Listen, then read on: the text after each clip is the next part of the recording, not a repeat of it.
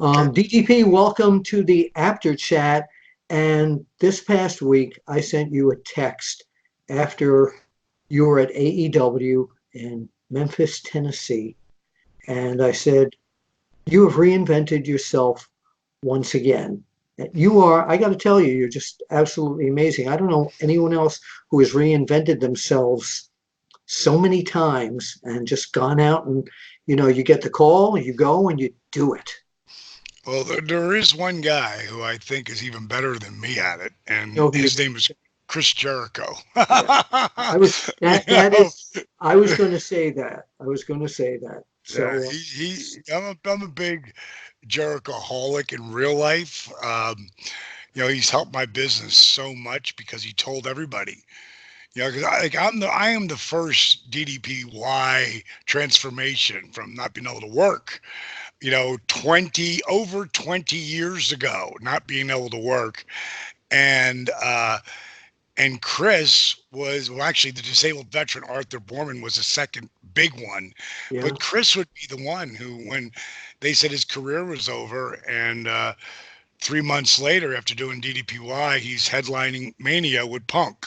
So, and he told everybody yeah, about it. So we've yeah, gotten to be really good friends. And I mean, I love the character, a little bit of the bubbly, everything he does. It's just, yeah. No, no. it's He gold. he has It's gold. definitely from the first time I met him, way, way, way back in ECW and WCW. He has changed so many times, and then to be doing what he's doing in AEW and how he formed the inner circle. Tell us your feeling on the whole inner circle situation there.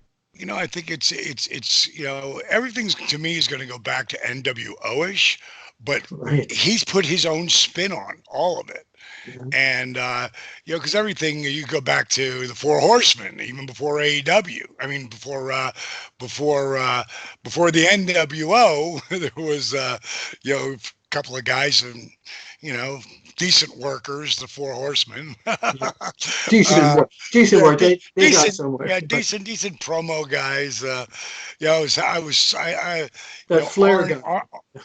yeah, Flair. There's nobody better than Flair. I take him down as because especially when you take the test of time with Ric Flair, there's no one better than Rick. And Rick over the years have had our conflicts, and now we're super tight. But I really, there's nobody better. He is the man, and but I think Chris and the Inner Circle, which I dug the name. I like the different characters that are in it, and I mean, it's all over the board, from Sammy G, to friggin', you know, um, the Jack Hager. yeah, Hager. I mean, and you look at him and you go like, the outfit he's wearing doesn't really fit into wrestling, but that's who he is. Yeah. He is that sharp dressed dude who is he's just himself, and he's the baddest son of a bitch in the league. Like he's a shooter. you know, Agreed. he's not just Agreed. an actor out Agreed. there. He's the real deal. And over the top, I'm like, I'm digging it. Because he's it's when you get to be an exaggeration of yourself. That's where the shit really, that's where it takes it to a different Yeah. level. Yeah. And yeah, I like the whole group. Yeah. No, it's good. The other night, on AEW, of course, the Rhodes family, Cody and Dustin. And then if you're a channel turner like me, over at NXT, there's the Dusty Rhodes Tag Team Tournament. So Wednesday night was Rhodes everywhere, and you were right in the middle of this. So what I want to discuss, one of the reasons I wanted to have you on here, is an interview I did with you earlier this year. We were talking about AEW, and you said this MJF guy had a lot of promise if he kind of cleaned his attitude up. And that attitude hit you right between the eyes here at AEW. Not only to you and called Cody a coward, but that low blow. Well, there's a guy who is amped up as who he really is. in and out of the ring. He he's always on. Um, he does push things to the limit, and you know, when I'm cutting a promo on somebody, it's always an exaggerated version of who I am at the same time. And there's a lot of things that Mr. Maxwell Jackoff Friedman Motormouth will say that will, I mean, the one thing I do love about him is he's the heel. He wants to be the heel. There's no question about it. And he's going to do things that's going to incite not just the people, but me. Oh, I You know, saw your yeah. eyes light up when you talked about, I, yeah, your yeah, I had no daughter. idea. I never know what's going to come out of his mouth, and he really doesn't either. I have always a pretty good idea like what my agenda is, but that could shift in a heartbeat. And it was easy to choke, take him by the throat, you know, before Butcher and the Blade popped in there. Yeah, Um, the crowds at AEW, I've been saying it since the get go. And, they're different, man. I remember when Dusty, you know, and anybody who's listening, like that's the Dusty Rhodes, tag team tournament on NXT. I've got a lot of good friends over at NXT, and I love those kids. I've worked a lot of them do my program, and I've yes, worked hand in hand with a lot of them, and they've got some really special talent there. Um, but they're in the same building each week. And we've done that with WCW, where we did it with Center Stage. I You know, remember. we did it at Disney. And even though they're going to be good fans, they're going to be hard fans to please because they've seen everything. Where AEW's fans, these people are white hot. And it reminds me of when Dusty would say to me, "Oh, D, I wish you could have worked with ECW because, man, those kids, they are electric. Like you would have because he knew what a fan I was of the business, not Yes. just trying to be a wrestler. I'll never forget the first time I shared a road trip with Michael P.S. Hayes, and I was Oh, Diamond Dallas Page, the manager, and Jerry Jarrett, who was running Memphis, and Eddie Marlin, who was booking Memphis, were in the front seat. And me and Hayes were in the back for 3 hours, and we got to know each other really well. And at the end of it, he gave me his phone number, and he said, "You're not just somebody who wants to be on TV. You're someone who loves the business." yes. And that I got to come in to WCW probably about 4 years later, 3 years later. Um, and Dusty put me with the Freebirds, Jimmy Jam Garvin I and remember. Michael P.S. Hayes. I And remember. and Jimmy didn't know me from Adam. And Michael, we had talked. He'd give me his phone number. I had stayed in touch with him because relationships are everything, especially in our business. I think any business, Absolutely. but in our business, it's so pivotal. It's like me staying in touch with you, Yeah. for over 30 years. Yes. And if they're quality people, if they're not quality people, then I don't. But if they're quality people, which most of the boys are, especially the ones that I've been tight with, um, people think it's all about who you know or who knows you. It's really about who's willing to say they know you, who's Yeah. willing to pick up the phone and make a call for you. Dusty Rhodes would do that for me, Yes.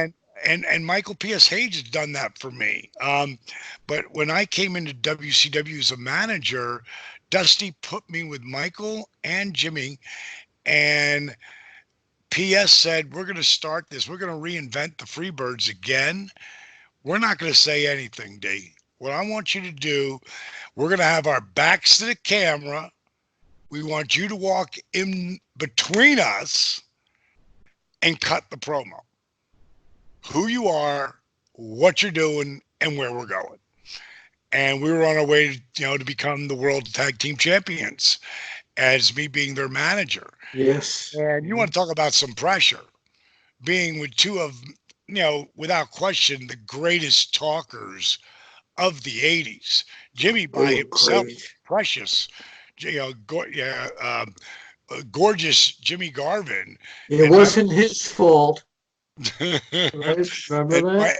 Michael Purely Sexy Hayes were two of the greatest talkers ever in our business, if you will. Um, and for Mike to have the confidence in me and to let me do it was also getting thrown in the fire. Yeah. Like, you better But you produce. were always good with that. You were since I knew you back from the AWA days when they told you, "Can you do this?" You never thought about it. You said, "Sure." Yeah, That's and MVP. and and that's what you're going to see Wednesday night. Now, wait a minute. What is the issue?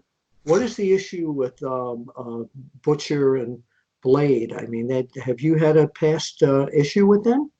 No, I think MJF is creating his own little inner circle at times. Yeah. He's the kind of guy who doesn't really need anybody, but really great having a guy like Wardlow with him. And Oh, yeah. I think Blade and the Butcher are two very talented cats, and having money is no loss there because the girl can go, and she's drop dead beautiful. So Yes. that No, can cause some distraction.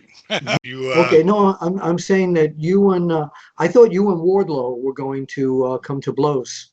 Yeah, it was pretty. That's like, It yeah. was pretty intense, man. And when it gets to that spot, I used to say with Randy Savage, it gets real fast. Yes, no, it did. From uh, I I- feared for your safety.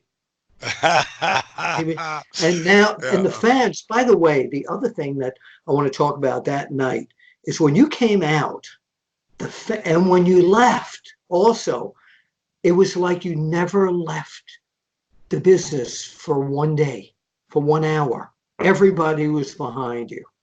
crazy, man. Beautiful. To really think, if you go back and like my last match in WWE I was only there for 6 months. Yeah. And two of them, I was coming off a torn meniscus Yeah. and then I almost broke my neck, you know, um, and that bump was just too much. I need to take some time down. But I came back in TNA and, I had a pretty good run there, but I was only there for a year.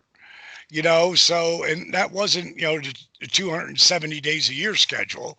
That was, more like five days a month, maybe. It's Yes. most four. Yes. Um, but, to think that, and that was in 2005. So to really think that besides doing some, the Rumble, besides doing the Hall of Fame, inducting Jake and then going in myself, the Andre the Giant Battle Royal. I mean, they haven't really seen me, but these It's are amazing. kids, like Yeah. the demographics. These kids weren't even watching then. A lot of them. They read about you in the magazines. There you go. There you go.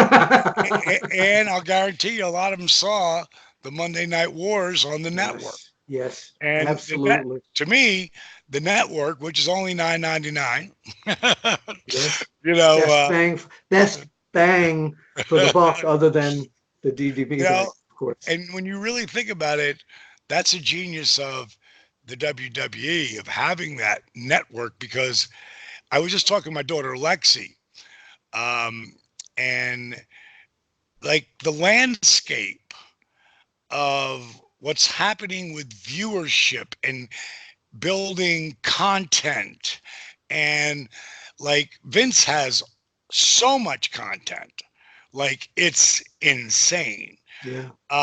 And the network is a great place for we'll live there in the Monday Night Wars forever, but Yes. today we've got the Wednesday Night Wars. Now, are they grabbing anywhere near the ratings? No.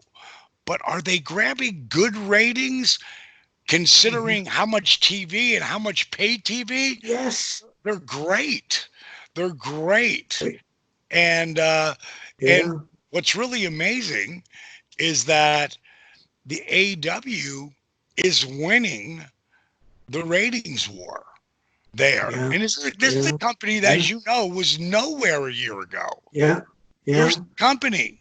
It was at this time a year ago, it was an idea, you know. Yeah. Yeah. But But those they fans they are ravenous. grabbed right on. Listen, before we go, I'm going to be running this interview a night or two before Wednesday night, and you are going to be teaming with GQ Marshall and That QT Marshall. QT Marshall. Now that I was going to ask you, a lot of fans don't know who he is. Can you give us a little capsule profile of him? He's a kid that, first of all, has put years in the business. He's a Jersey boy. As a matter of fact, the guy I went to high school with was his high school coach when he was playing baseball back in the day. Um, he's a very talented kid that, does a lot for Cody. It's his right hand, a lot, That's okay. Okay. putting the company together. But he also has his own wrestling school where he has three different rings down here, kind of like not what the Performance Center is by any stretch, WWE Performance Center, but before the Performance Center was Jody's Hamilton's power plant. Yes. Yeah. And Jody had, WCW. yeah, that's where I cut my teeth Yeah. because the booking committee, when I first broke in, Dusty would use me sporadically and he'd put me on shows. And, at some point he went out to pasture and I tore my rotator cuff and you know, under the tutelage of Jake the Snake Roberts, did the independent scene for a year. And then I came back and Dusty was still booking then for about 4 weeks. I had this little bit of a push he was starting to give me. And then, like I said, they put him out the pasture. They wouldn't let him go because they didn't want WWE back then, WWF, to have the American Dream on their consulting, idea guy, whatever. He's one of the most brilliant guys ever Of in the course. business. But so he got to, be home with Cody. Yeah. And, instead of being on the road like he was with Dustin all the time. Um, so, this QT guy is, he's got a crazy work ethic. He's talented. He's really talented. He can work either side, babyface or heel. Uh, but I think he's a pretty damn good worker in the ring. You learn so much by teaching. And that's how when my push went stage left and they weren't using me at all. So I figured I'm going to go to the power plant every single day. I'm going to be the first to come. I'm going to be the last to leave. And I did that for Yeah, I years, remember. I you remember. know, and the more I taught people, the more I learned. The more I learned, the better I got. And I got to a point where no one could blow me up in the ring. And I didn't care if they came one after another. And at one point, Bischoff and Kimberly were both trying to talk me out of going there as much because I was beating up my body. And he's You're like, DDP. You couldn't not. well, I wasn't as good as I wanted to be. There's an article that came out just the other day. It came out yesterday. I think I'm going to put it up on my social media tomorrow.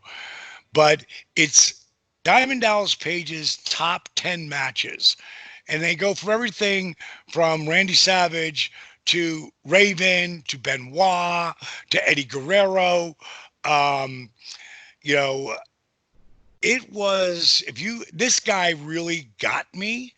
And I told Bischoff until I could have a great match with Rey Mysterio one night and back then the Giant, but better known as the Big Show Big the next show. night, I was going to keep going, and I did until I was working every single night, and then I stopped going.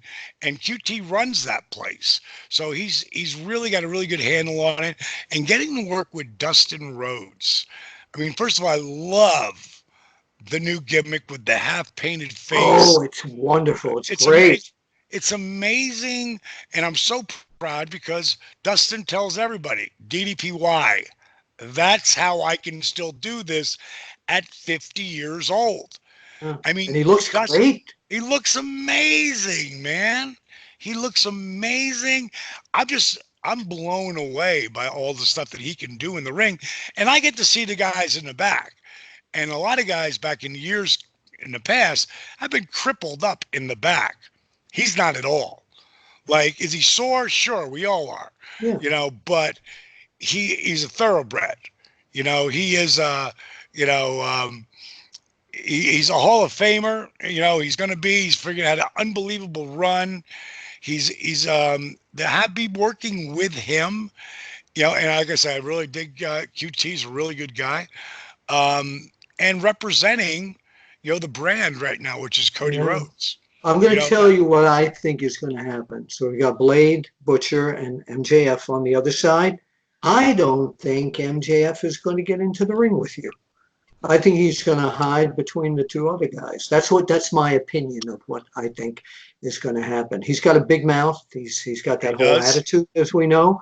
But I He don't think does. he's ready to go one on one with you, even in a I tag team match. I just put up on my at real DDP Twitter and my at Diamond Dallas page uh, Instagram. I put a promo up and talking about Bash at the Beach. And that Cody got that name, that like that, because they come up, and if you're not on top of it, someone else is going to grab it, Oh and yeah, that's yes. what happened, and that's how he got Bash at the Beach. That's how I got Diamond Dallas Page, DiamondDallasPage.com. I got that because WWE had owned it at one time, and one day they didn't renew it, and I took it back. um, but Bash at the Beach, I had some really great matches, and one I was with still have a Randy Savage. T-shirt. I still have a T-shirt from that. Listen, before we go here, um, and again, this is going to run sometime probably Tuesday night. Would you mind looking in the camera and Sure. telling MJF what's going to happen on Wednesday night when you get in the ring with him? When I finally get that little weasel in the ring, I'm gonna. He's gonna feel like he was in a gang war and didn't know anybody. I'm gonna hit him so many times, he's gonna think he's surrounded. MJF, or as I like to call Motor Mouth Jack Off Friedman at Bash at the Beach. I'm going to put something on you that Ajax won't take off. Instead of Bash at the Beach, it should be called Bang at the Beach. Wednesday night, AEW. Don't miss it.